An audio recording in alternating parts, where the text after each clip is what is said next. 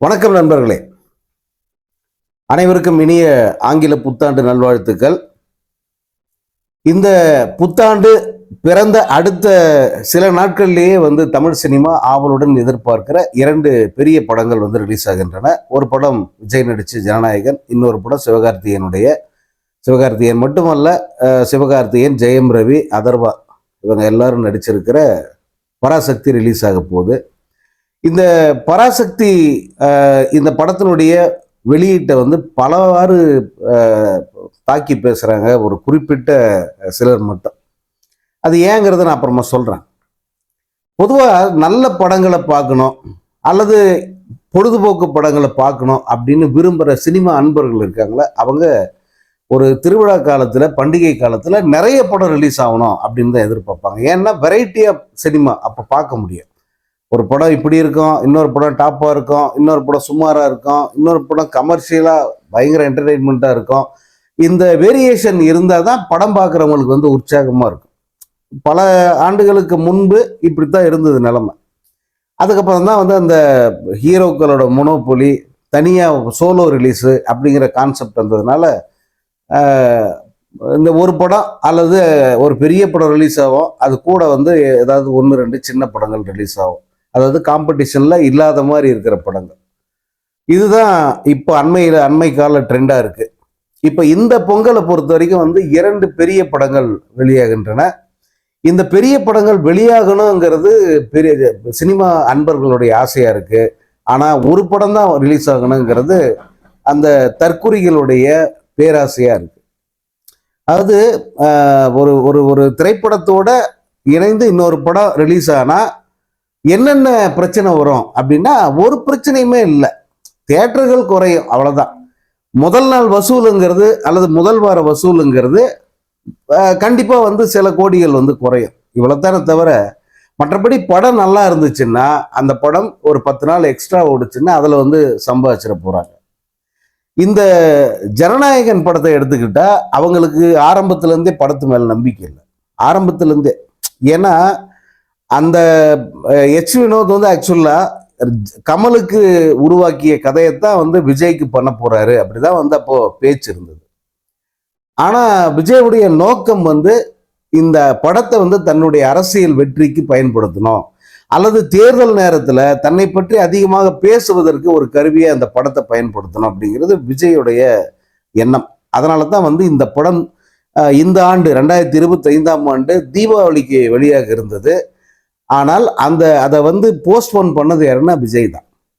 பட தயாரிப்பு நிறுவனம் இல்லை, விஜய் முடிவு பண்ணி அதை ஜனவரியில் பொங்கலுக்கு ரிலீஸ் பண்ணால் அதுக்கு அடுத்த 2 மாதம் அந்த படத்தை பற்றி பேசினா கூட போதும், நமக்கு ஏப்ரலில் தேர்தல், அப்போ நம்ம லைம் லைட்லேயே இருக்கலாம் அப்படின்ற திட்டம் அவருக்கு.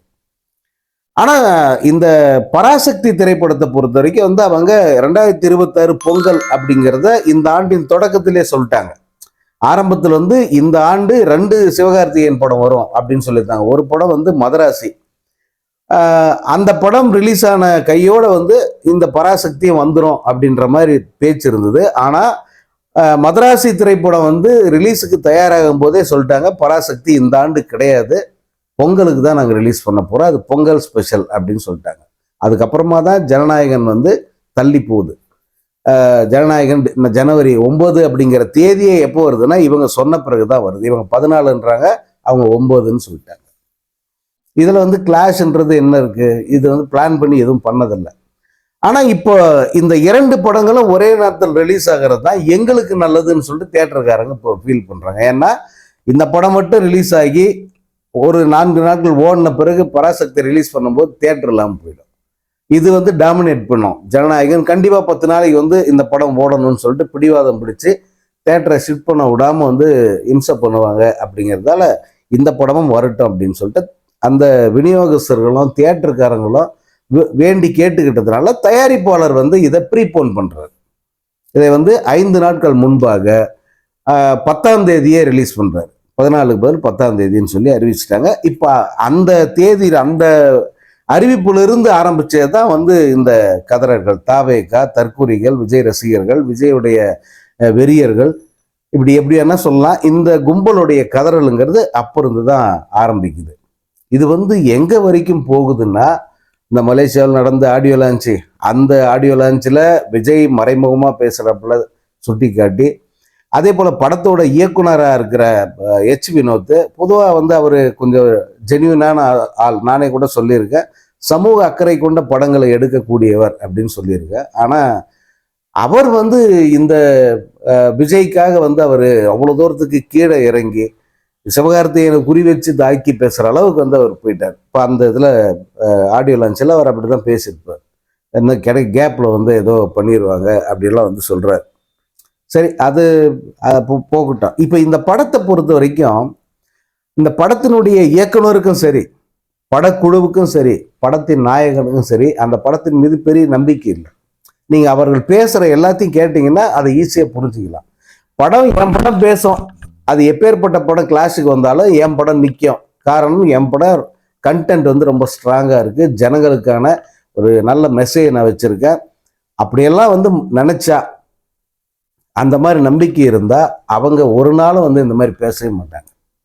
இப்போ இன்சைட் சோர்ஸ் அப்படின்னு சொல்கிறாங்கல்ல, இந்த படத்தை பார்த்துட்டாங்க, நிறைய நண்பர்கள் சிலர் பார்த்துருக்காங்க. இந்த படக்குழுவை சேர்ந்த ஒருத்தர் கூட வந்து பேசினார். அவர் இந்த படத்தை வந்து என்ன சொல்கிறாங்கன்னா, இது வந்து எலெக்ஷனுக்காக எடுத்த படம் சார், அவங்க அந்த தேர்தல் பர்பஸ் வந்து சால்வ் ஆனால் போதும், அவ்வளோதான். படம் ஜெயிக்கணும் ஜெயிக்க வேணாம் இதை பற்றியெல்லாம் வந்து அவங்க கவலைப்படல. அதனால் தனியாக வந்திருந்தா ஒரு பெரிய வசூலும் கிடைச்சிருக்கும், ஒரு ஜனங்கிட்ட ரீச்சும் வந்து பெருசாக இருந்திருக்கும். இப்போ இந்த பராசக்தி வந்ததால் என்னென்னா, டாக் ஆஃப் த இண்டஸ்ட்ரி பராசக்தியாக இருக்குது. பாருங்கள், இந்த பராசக்தி உலகம் அப்படின்னு ஒன்று கிரியேட் பண்ணாங்க. அதுக்கு பார்த்தா ஜனங்க வந்து ஓவர்வெல்மிங் ரெஸ்பான்ஸு, கூட்டம் கூட்டமாக போகிறாங்க, வரிசையில் நின்று போய் பார்க்குறாங்க. இப்போ அதனுடைய வெற்றியை பார்த்த உடனே அவங்க தொடர்ச்சியாக மதுரை, திருச்சி இங்கெல்லாம் கூட பராசக்தி உலகம் அப்படிங்கிற அந்த எக்ஸிபிஷனை நாங்கள் போட போகிறோம் அப்படின்னு சொல்லிட்டு அவங்க அறிவிச்சிருக்காங்க. இந்த அறிவிப்பு வந்து அந்த படத்துக்கான அந்த ஒரு வேல்யூவை இன்க்ரீஸ் பண்ணியிருக்கு. அதே போல் அந்த பப்ளிசிட்டி கேம்பெயின் வந்து ரொம்ப வலுவாக மாறி இருக்கு. அந்த படத்தை பற்றி தான் எல்லாரும் பேசுகிறாங்க. இப்போ இது மலேசியாவில் போய் ஆடியோ லான்ச் வச்சு அங்கே எல்லாரையும் பேச வச்சு என்னென்னவோ பண்ணி பார்த்தாலும் ஜனநாயகனுக்கான அந்த ஒரு பூஸ்ட், ஒரு ஒரு ஒரு உந்துதல் அப்படிங்கிறது எதுவுமே இல்லாமல் சபலப்புள்ள மாதிரி வந்து சாதாரணமாக இருக்குது அந்த படம். இப்போ யாரையாவது நீங்கள் இண்டஸ்ட்ரியில் இருக்கிற யார்கிட்ட வேணால் கேளுங்க, இல்லை தியேட்டருக்காரங்க யாரையாவது கேளுங்க, அவங்க எதுக்காக வெயிட் பண்ணுறாங்கன்னா பராசக்தியை வெளியிடுவதில் அவங்க ரொம்ப ஆர்வம் காட்டுறாங்க. இப்போ ஜனநாயகனை வந்து சுத்தமாக கைவிட்டாங்களன்னா நான் அப்படி சொல்ல வரல, இயல்பான ஒரு ஆர்வம். இது வந்து ஃபோர்ஸ் பண்ணுறது. இப்போ ஜனநாயகனுக்கான அந்த முக்கியத்துவங்கிறது அவங்க ஃபோர்ஸ் பண்ணி எடுக்கிறாங்க. இயல்பான முக்கியத்துவங்கிறது பராசக்தி கிடைக்குது. அதனுடைய விளைவு தான் பராசக்தி படத்துக்கு 650 திரையரங்குகள் ஒதுக்கப்பட்டிருக்கு அப்படின்னு சொல்லிட்டு அவங்க பப்ளிக்காக அனௌன்ஸ் பண்ணாங்க. 650 திரைகள். அப்போ இந்த படத்துக்கு அப்போ எவ்வளோ வரும்? தமிழ்நாட்டில் இருக்கிறதே வந்து இப்போதைய நிலவரப்படி வந்து 1200 1300 தான் இருக்கு. 1200 1300க்குள்ள. இப்போ நிறைய புதிய அரங்குகள், புதிய திரைகள் நிறைய வந்திருக்கு. அதெல்லாம் கணக்கில் எடுத்துக்கிட்டா கூட ஒரு 1300 திரைகள் வந்து இன்றைய சூழலில் தமிழ்நாட்டில் இருக்கு. இந்த 1300 திரைகளில் 650 திரைகள் வந்து சிவகார்த்திகேயன் படத்துக்கு போயிடுது. இந்த படத்துக்கு 500 திரைகள் தான் ஒதுக்கப்படுது ஜனநாயகனுக்கு. மீதி இருக்கிற திரைகளில் ஏற்கனவே வெளியாகி இருக்கிற சில படங்கள் வந்து ஓடிக்கிட்டு, அவதார் மாதிரி படங்கள்லாம் கண்டினியூ ஆகும் பொங்கலுக்கும். ஏன்னா இப்போ நியூ இயர், பொங்கல், அவங்க கரெக்டாக அந்த ஃபெஸ்டிவல் பார்த்து தான் அந்த படத்தை விட்டுருக்காங்க. அந்த படம் உலக அளவில் ஏற்கனவே 1 பில்லியன், கிட்டத்தட்ட 10,000 கோடி வந்து அடிச்சிருச்சு அந்த படம். தொடர்ந்து அந்த படம் வந்து ஓடிக்கிட்டு இருக்கு. இப்போ அந்த படத்தையெல்லாம் வந்து எடுக்க மாட்டாங்க. இன்னும் சில தெலுங்கு படங்கள்லாம் வந்து ரிலீஸ் ஆகுது, அதற்கெல்லாம் திரைகள் தருவாங்க. அப்படி பார்க்கும்போது 500 திரைகளுக்கும் குறைவாக தான் வந்து ஜனநாயகனுக்கு கிடைக்கும். ஆனால் இதை வந்து அவங்க எப்படி எடுத்துப்பாங்கன்னா, பராசக்தி வேணும்னே வந்து அவங்க முக்கியத்துவம் தராங்க, ஆளும் கட்சி ஆதரவோடு வந்து அந்த படத்தை பெரிய அளவுக்கு வந்து பேச பார்க்குறாங்க, இந்த படத்தை வந்து டீக்ரேட் பண்ணுறாங்க அப்படிங்கிற ஒரு குற்றச்சாட்டை அவங்க முன்வைக்க வாய்ப்பு இருக்கு. ஆனால் இயல்பாக திரையரங்குகள் ஒதுக்கப்படுறது அப்படித்தான் ஒதுக்கியிருக்காங்க. அது யாரும் ஒன்றும் பண்ண முடியாது. தியேட்டருக்காரங்களை தான் இவங்க போய் கேட்கணும். மேபி வந்து ரெட் ஜெயண்ட் கண்ட்ரோலில் கொஞ்சம் திரைகள் இருக்கிறதால அவங்களுக்கு கூடுதலாக அரங்குகள் கிடைச்சிருக்கிறத நம்ம எடுத்துக்கலாம். இந்த பொங்கலை பொறுத்த வரைக்கும் வந்து இந்த 2 படங்கள் கிளாஷுங்கிறது இயல்பான ஒன்றா எடுத்துக்கிட்டா சினிமா நல்லா இருக்கும். ஒருவேளை யோசிச்சு பாருங்க, இந்த ஜனநாயகனும் கண்டென்ட் நல்லா இருந்துச்சுன்னு வச்சுக்கோங்க, ஜனங்க ஒருவேளை ரசிச்சு பார்க்க ஆரம்பிச்சிட்டாங்க, இல்லை சப்போர்ட் பண்ணிட்டாங்கன்னா இயல்பாகவே வந்து பராசக்திக்கான திரைகள் குறையும். அல்லது இரண்டுமே வந்து ஈக்குவலாக ஹோல்டு பண்ணி நல்லபடியாக வந்து பாக்ஸ் ஆஃபீஸில் நின்று விளையாடுறதுக்கும் வாய்ப்பு இருக்கு. நம்ம படம் வராமல் படத்தை பார்க்காம நம்மளா ஒரு முடிவு வந்து எதுவும் சொல்லக்கூடாது, நல்லா இல்லை இந்த படம் வேஸ்ட் அப்படின்ட்டு. ஆனால் அந்த படத்தை பார்த்தவங்க அல்லது படம் குறித்த தகவல் தெரிந்த பலரும் பகிர்ந்துகிறது என்னன்னா, படத்தின் மீது அவங்க யாருக்குமே நம்பிக்கை இல்லை, அதனுடைய விளைவு தான் வந்து சோலோ ரிலீஸ் வேணும் அப்படின்னு கத்துறாங்க. அதுதான் வந்து அவங்க சொல்றது. ஆனால் இந்த பொங்கலை பொறுத்த வரைக்கும் வந்து சினிமா அன்பர்களுக்கு வந்து நல்ல ஒரு விருந்து இருக்கு அப்படின்னு தான் எடுத்துக்கணும். அது குறிப்பா வந்து பராசக்தி, அதுக்கடுத்து ஜனநாயகன் நல்லா இருந்தா வந்து இரண்டு படங்களுமே வந்து ரசிகர்களுக்கு விருந்தாக வந்து அமையும்.